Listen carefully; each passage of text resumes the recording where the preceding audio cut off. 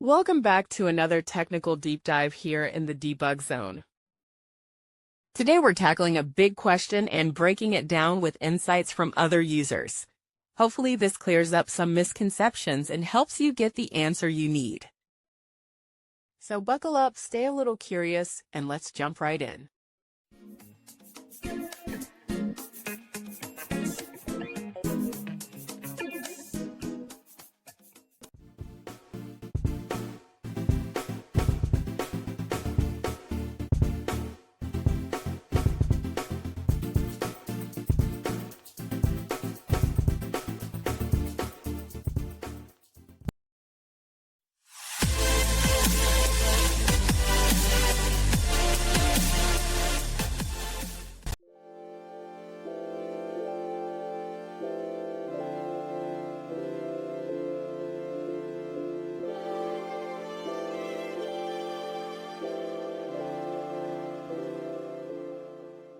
And that's a wrap.